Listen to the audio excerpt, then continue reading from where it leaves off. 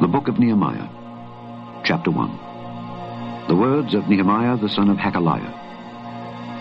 And it came to pass in the month Kislew, in the 20th year, as I was in Shushan the palace, that Hanani, one of my brethren, came, he and certain men of Judah, and I asked them concerning the Jews that had escaped, which were left of the captivity, and concerning Jerusalem.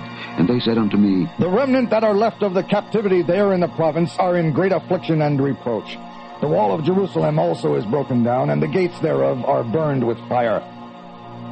And it came to pass when I heard these words that I sat down and wept, and mourned certain days, and fasted, and prayed before the God of heaven, and said, I beseech thee, O Lord God of heaven, the great and terrible God, that keepeth covenant and mercy for them that love him and observe his commandments.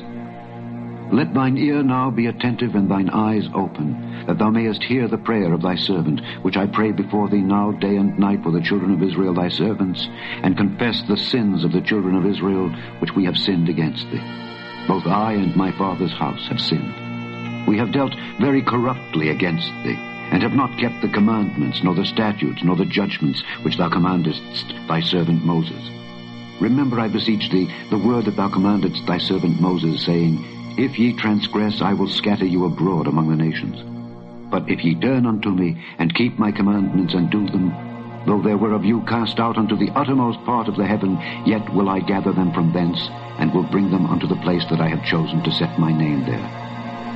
Now these are thy servants and thy people, whom thou hast redeemed by thy great power and by thy strong hand.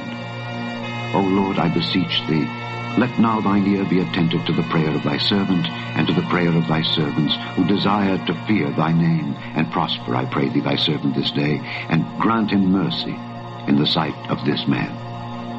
For I was the king's cupbearer.